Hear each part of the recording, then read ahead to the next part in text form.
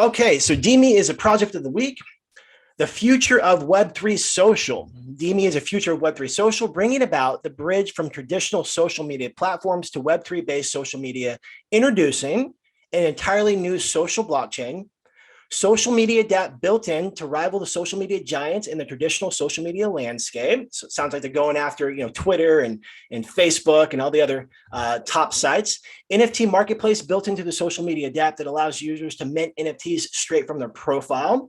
Cryptocurrency wallet built into the social media dApp, and the DeMe official exchange. So let's scroll down here and check out the team here. Alex is an experienced marketing executive and software developer who spent years working in the financial and real estate markets, including the current director of Open Home Limited. She's passionate about the decentralized space and looks forward to lending her experience and skills to DeMe as it pioneers a new way to experience online media. Now, we're actually joined with Alex. She is with us today. And Alex, are you there? I'm here. Thank you. Thank you for the introduction. Absolutely. Thank you so much for being here today. And congratulations again on your project being the project of the week. It's amazing. Thank you so much. We've been speaking a lot with your scouts and your bidders that have been over in the project, and they ask really, really great in-depth questions, and we love having them over there in the chat.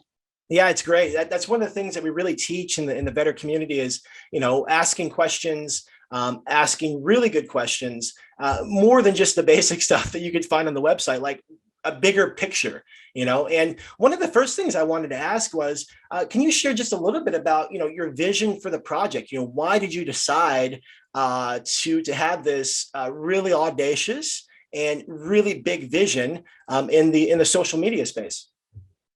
Absolutely. So Casey and I, as the co-founders, we've been in the space for about 3 years, and we noticed that there was this huge gap in Web3 social. There are platforms out there at the moment in the Web3 social sphere, but none of them that quite rival what's offered in the Web2 space.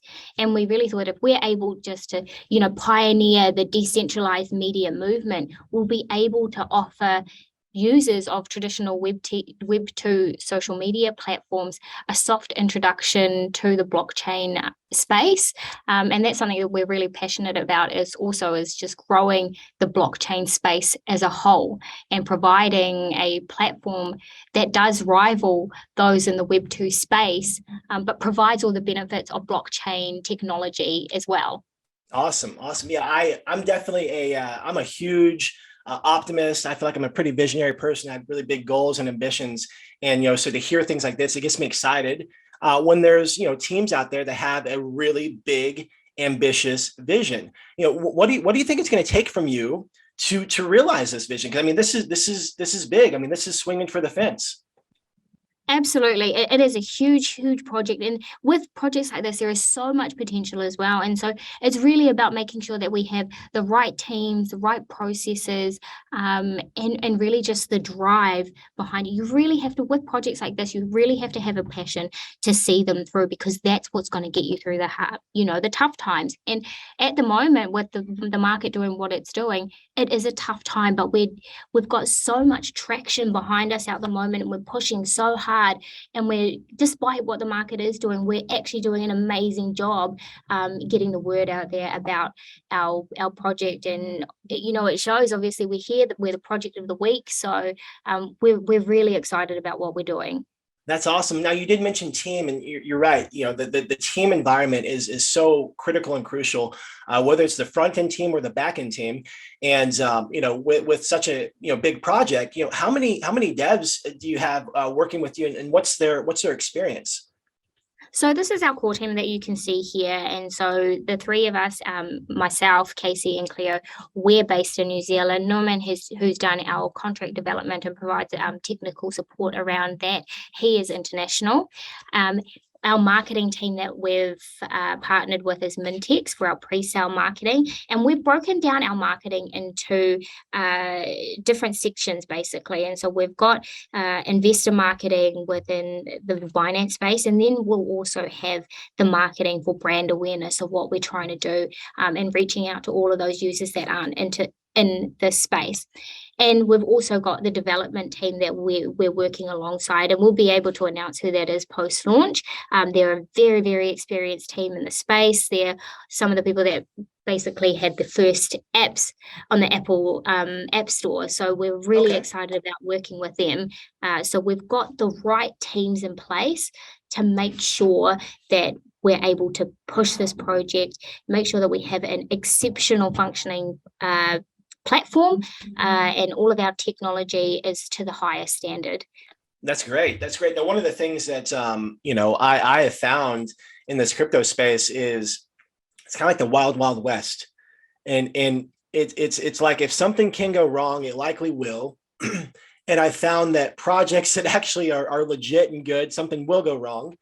And so what are some of your personal life experiences, whether it be life or in business, that whenever you guys do meet something that it doesn't go as planned, or you meet a roadblock or have a setback, what are some personal experiences that you've had that that the team can rally, come together and make it through? Oh, absolutely. And we've even had this as of late. I mean, we've been putting together this project for, I'd say, the last 6 months, putting this all together. And the market conditions have just continuously continuously kind of started working against us. But even despite this, we've been able to push forward with what we're doing and still get the traction that we had hoped for, even in better market conditions, to be able to push this project forward. And I mean, with Casey and I both owning our own businesses, we're forever running into roadblocks. We get them with whatever we do. And we really like to think of ourselves as problem solvers, and anything that comes in our way, they're just hurdles. And we just like to we always like to find a way to move past them or work them to our advantage. Right. No, I think that's fantastic. And you mentioned something that was actually my next question. You guys have been working at this for the last 6 months. And so how far are you into the development of the DApp, and when will it actually be ready? So we've mapped out exactly how we want everything to work with our development team, and we're in the process of the ideation and getting the whole front end and UI done. And post-launch, we'll be able to release that to the community within the first 2 to 4 weeks. And we're also looking to have our development done for our MVP, which is basically our social media DApp, within 3 to 4 months, which will then be able to be released to the community. We can get feedback on the beta testing, and we'll be able to really get the community to help us shape that. And then come the end of the 6 months, I know that I think this is a couple of questions that we had from your bidders, and it's very important to note as well that come 6 months is when our liquidity will unlock, because at that point we'll be looking to migrate to our own blockchain. And for whatever reason, if that's not ready, we will be looking to lock that for an extended period and migrate at that stage. But right now we're looking at 6 months to have that MVP ready. And the MVP at this stage will be built so that it integrates with an existing blockchain, so that users are able to have a look at how it's going to work. And then we will make sure that it's ready to be integrated into our own blockchain when that's all ready to be migrated to. Okay, great. So about six months until people can start being on the platform and have something in their hands, so to speak. Exactly. I mean, UI, they'll be able to get a feel for what everything's going to look and feel like within the first 2 to 4 weeks post-launch. And we'll be able to continue releasing all of that up until, about 3 to 4 months, when they will be able to actually have an MVP product in their hand that they can use and give feedback on. That's great. Yeah, that reminds us of our launch. It was a very similar process, different stages as the development was being done. Now, I am curious: is the project developing any sustainable revenue streams, that are built into the business model? Yeah, so on our platform, we're going to have ad revenue. And with our platform, also privacy is a big thing for us as well. So we will have ad revenue that's similar to how it works on the traditional social media platforms. But we will be giving users the option to be able to turn their privacy settings on so that they're not going to be receiving any of those ads. But yes, ad revenue will be one of our major streams of income. But this is also going to be shared because this is one of the pain points that we've found in the traditional Web2 social landscape, is that content creators and users of the platform are highly undervalued. Yeah. And so one of the cool features that we've built into it is that 70% of our ad revenue is actually going to be redistributed back to the users of our Web3 social platform, based on their social activity. And so Okay. all the social activity within the platform is going to be assigned what we call a social activity coefficient, and they'll be assigned values, and they'll be redistributed based on their value, their social activity. Nice. I like that. Well, perfect. So Alex, hey, thank you for taking some time out and sharing, the vision and a little bit about the team and where you guys are headed. We're going to transition to the next part of the call, where now our top scouts and veterans, we're going to do a conversation live on what we're liking about the project, what we're disliking, why we think it has potential, and sharing our thoughts. And so, during this process, we do ask everybody to, please remain muted. And again, if you have any questions, write them down. And at the end of the call, we will go over how to get those answered. So with that being said, today I'm going to be joined by PSC 100X, which you know her as Phyllis. We're joined by Hellstrom, which you know him as Hellstrom. His name is Jesse. And you also know Metaloride, and his name is Justin. So you guys go ahead and hop on. Phyllis, how are you? I am wonderful. Thank you, Alex, for being here today. I really appreciate it. And it was great to hear everything that you are bringing to the table here. So thank you so much for being here. And Ryan, thanks for hosting another great call. So absolutely. I when we were talking about this project, and you guys had brought it up, and you were excited about it. I was really excited to do this, and being able to talk to Alex was fantastic. So now let's start breaking down the project on what are some of the things that really stood out to you, Phyllis, about the vision of this project and where they're headed, and the reason why. Well, the biggest thing for me is I feel very strongly about how our data is actually being exploited. It's being exploited by large corporations. They're tracking and measuring everything we do. And that's kind of been a really big pet peeve of mine. So that was something that was very intriguing to me, as well as one of the things that also was that there's so much information out there that we actually generate. For instance, I'm not a motivational speaker, but I do post a lot of things that represent a good life. What do we need to do to be, to have a good life, and et cetera. And some of the content I'm reading back and I'm like, wow, that's pretty good. So I'm sharing all this amazing content out there, but I'm not really, being paid to do that, and that's, that to me was also another point. I was like, wow, there's content creators out there that are amazing, but people that are making money are these large corporations, and there's really only a few of them. So Yeah. that's one of the reasons that it piqued my interest, to actually take a deeper look, into this. So the two things that I heard you say was kind of, we're all about data integrity, but the fact that companies are exploiting our data and using that against us, and making a fortune on it. And then the flip side, or not the flip side, but the other piece of this is, content creators, the platform is making all this money at the expense of people using the platform. And so, what stood out to you was how, DeMe solves those two problems, right? Exactly. And that was really intriguing to me. So I found, so I, that's what made me reach out to Alex to be able to get some additional questions answered, traditional questions answered in regards to the project, for marketing and things along that line. So they're my two main reasons why, I like what I see. I also think that I love the transparency that I've gotten so far. It's been one of the biggest criterias for me and for, most veterans and scouts is, can they get communication happening, between yourself and, development team. And that was also extremely important for me to take a look at.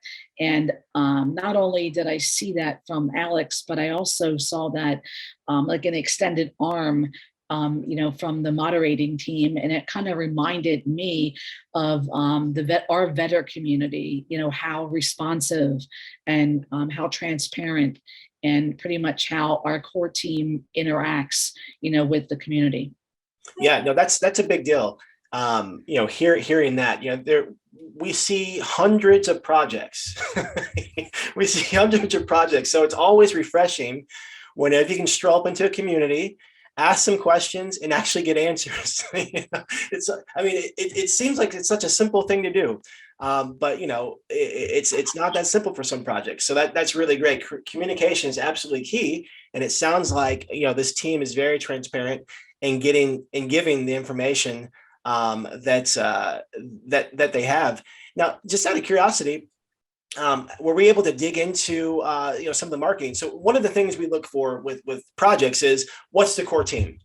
Who's the core team? Do they have experience in the crypto side? Do they have experience in business? Super, super, super important that those boxes are checked. What's the dev team like?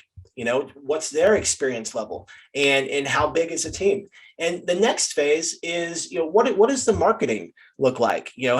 Were we able to find out anything about the marketing plans? I know Alex shared a little bit about the different stages leading into the pre-sale and then in the post-launch and things like that. But what are some of the things that we have uncovered about the marketing plans?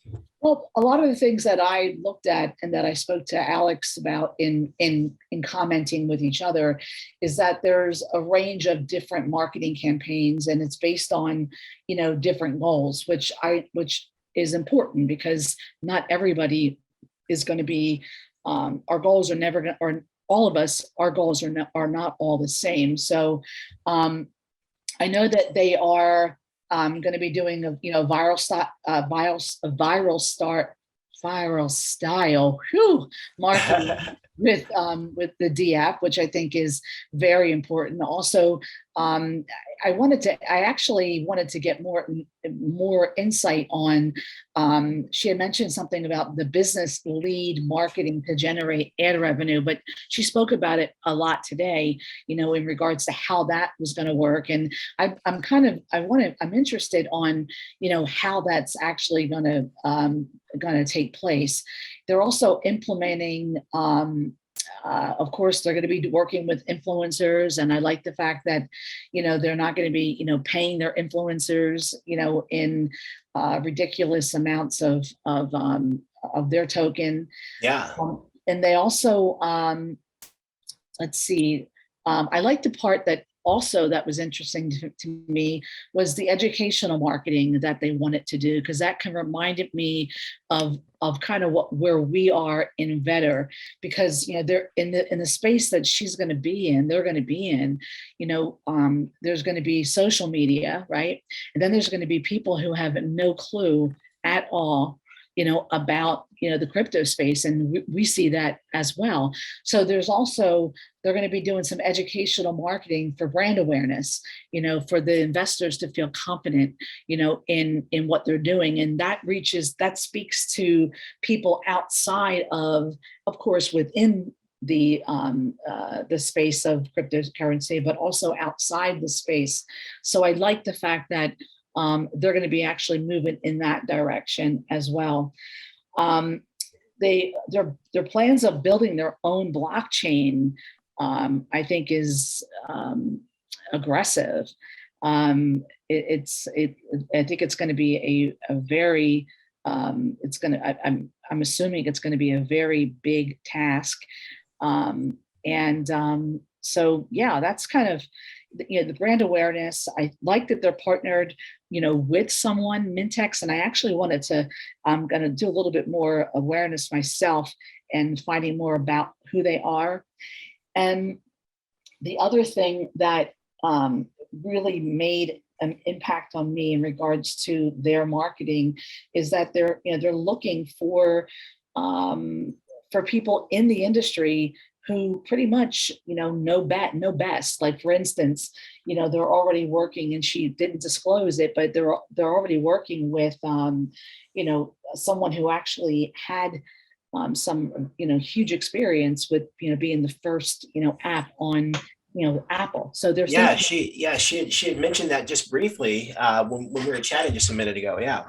And I like that, because then it means that they're not just looking at just what's in front of them from a marketing perspective. They're also looking at it from the longevity of the project, because they know, trying to get on some of those types of dApps or apps is a difficult task. So they're already starting to look at, they already have those inroads in place, so to speak.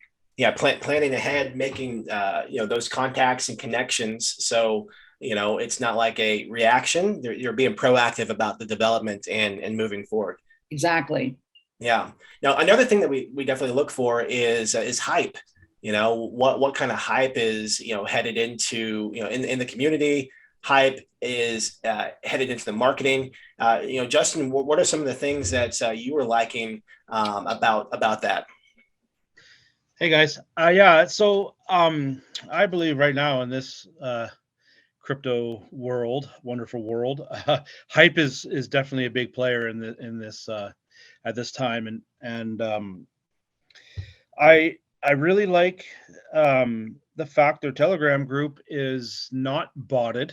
Very, very, very little, if any. It's not botted. There's a very strong community there. A lot of really good questions being asked, a lot of really good engagement. Alex, of course, and their mods and admin over there are very quick to answer any questions that us scouts or vetters or any community members, for that matter, are quick to answer. And they answer the questions. They're not beating around the bush or around the question or anything like that. It's straight to the point, and that's great. And I've asked some tough questions compared to some of the other projects we've looked at before, and they've done that where Alex is always really quick to get on and answer those questions. So that's great, and I like that. Their Twitter account is around 1,000 members, so it's great that there's not a lot of paid followers. It's all sort of organic growth. Yeah, I like that a lot. The fact that one of the things that I really like to see is I would rather see lower numbers of real people than inflated numbers of fake people. It just has a totally different vibration to me to see that, and I really appreciate. I really appreciate the team that feels. I guess they don't feel pressured to have inflated numbers. Like, they feel very confident and bigger picture thinkers when you have real followers versus those big inflated numbers. I like that a lot.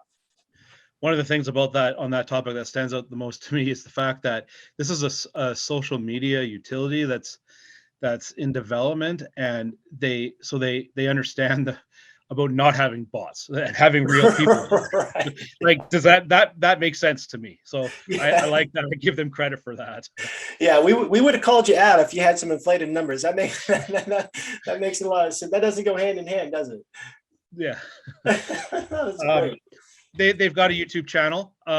Alex does a great job in their intro demo video. It was actually one of the initial things that really caught my attention about the project. It's definitely worth watching to get a good quick overview and understanding of what the project is all about.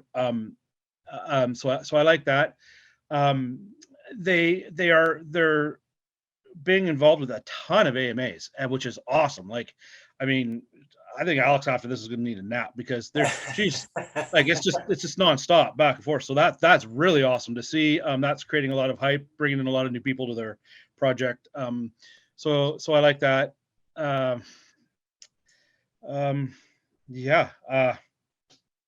As far as hype, I'm not really sure much more. Yeah, to have no, on that's that. that's great. No, thank you for sharing that. You brought up some really good points. One of the things that we look for is consistency. Consistency, whether it be with marketing, consistency, whether it be with branding, and Justin, you brought up a really good point about here's a project. Projects for whatever reason sometimes have the urge to boost their numbers, and here's a project that's in the social media space and they have real followers. If that were not the case, that would be a really big red flag. And so the fact that you guys have organic growth, again, speaks to what it is that you want to create in the value there. So Jesse, I know that you had taken some time to look at the tokenomics. What are some of the things that has come up for you? One of the things I really like with the tokenomics is that it's not a massive inflated number like 1 quadrillion or 10 quadrillion, whatever. From what I could tell, it's 100 million tokens. And that bodes well for exchanges. The exchanges really don't like the quadrillion token numbers, so they won't have to do like a version 2 to consolidate and get those numbers down. One of the questions that we did have was the 17% unlocked out of their token allocation. I communicated with James. He got back to me, or he contacted Alex right away, got back to me right away. So the reason they're leaving that unlocked is they are going to put percentages of that into exchanges. Some of it will be marketing incentives, airdrops to like YouTube shillers or however you want to call it. And then they're talking about doing like a community oriented prizes, so airdrops for activities along those lines. Okay. The team vesting is 7% allocation, which is not huge. It doesn't seem to be a red flag to me. I've seen up to like 20-25% for a team, so it seems all right. The buy sell tax 7%, 5% for development and marketing, 2% for liquidity, which is a reasonable number. Like under 10% is excellent, right? So that there's not as much fear of people buying and selling, which is good. Right. Aside from that, yeah. The liquidity, like they said, they locked it till December 23rd. There was some question about that, but Alex obviously cleared it up, saying that that was when they plan to switch from a token to their own blockchain and make a coin. So they need the ability to move their liquidity. So having that short time frame for the lock is understandable now that she's explained why. Yeah, no, that's great. Phyllis, was there something you wanted to add in? Well, I was going to just say that, because you need to have some sort of liquidity out there if you're going to be, in reserve to be able to, they're holding that out for when they migrate to their own blockchain and be able to provide liquidity to the exchanges, of course, and also to fund, further projects too on the blockchain. So that all made sense to me because I dug into that question as well. I wanted to know what was the reasoning behind that. So I was, pretty satisfied with what I heard. So I think that's pretty interesting, too. I love the fact that the rewards, I think it's really amazing, how 70% of the ad revenue is going to go to the users. I'm not really quite sure how that's going to actually play out, but that was pretty great, considering that most people who are out there, pretty much don't receive anything at all. So I really liked that fact as well. So pretty much the tokenomics seem pretty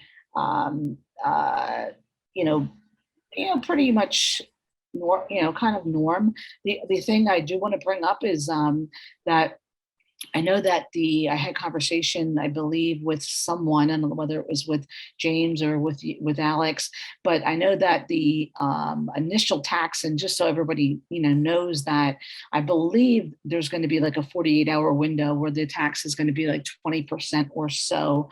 So and there could be, and and I know Alex said this. I actually jumped in on a couple of other AMAs that they were on, that she has done, and kudos to you. I don't know how you are standing right now, because you would think you were on two that I was actually on for a few minutes today. But they also said that they were going to alert the community, because they probably will have a very high tax in the first like 1 to 2 minutes. So just that's not mentioned anywhere here in the tokenomics, but I know that the transparency of that will be brought to the community, and I'm just letting our community know that as well, so that someone's not shocked. But however, like Alex had said, I think it was today or one of the days I was on a AMA, that they will alert the community, and that's the right thing to do when it comes to when it comes to that. And I wanted to just also touch on, I liked the one thing that I just briefly will touch on is that, I'm starting to really like GemPad, and some of the reasons behind, that she gave me, why they're using them is, number one, they're using GemPad, and they use their partners that are doing their audit, which I thought was great. But also, there's no funding, that actually, there's nothing that comes out of like Presale and those guys. Nothing actually. There's no big amount of tokens that are going to get dumped, from GemPad, because they don't take any. And that was important for her. She had mentioned that a couple times, because then again, you're able to, you're doing what's best, for the community. So you're not allowing, these big, massive dumps.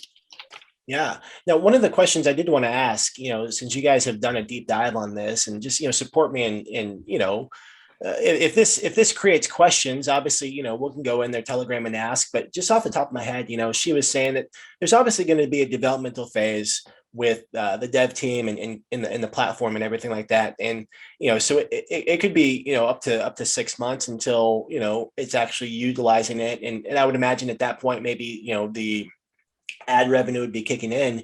But do you guys see the potential for, sustainable growth up into that point, or growth really happening once the platform is there?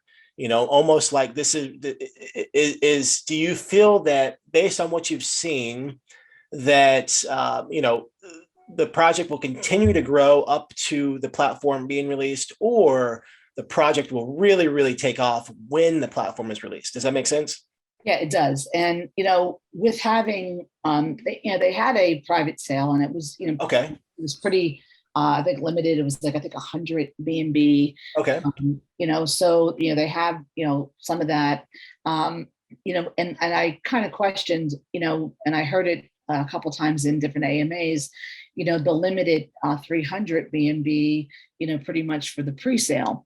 And so that kind of threw a little bit of kind of question to me. I mean, they do have the tax that that was mentioned, by Jesse. So I think that's going to, come into play. But I think that I'm not really quite sure, but I think they're, because of the marketing they've been doing and how they're really, out there, bringing the hype, to the token. And I think they're probably going to have to lean, more on the actual revenue coming in, from the actual launch itself, to be able to sustain that. So that is a question, a deeper question, we would want to kind of get more into, on their Telegram group. Awesome. Yeah. Hey, thank you guys. Jesse, go ahead. Yeah, one of the things that Alex had mentioned today in one of her calls that I was on was, when they do have the platform launched and the people want to post ads, they are going to have to buy their token as payment for the ad. So they're not going to just hand them over cash and then put an ad on. they have to actually buy token and transfer it to them. And then that 70% of those tokens will be split to the users and the content creators, depending on how they perform with their algorithm, right? Like obviously someone who's posting tons and tons of videos is going to have a higher return from the algorithm than someone who's just commenting on them. But that's kind of what their model is going to be going forward, is that the ad revenue is going to be paid for by buying the tokens. 70% of that is going to get put into that pool for the users.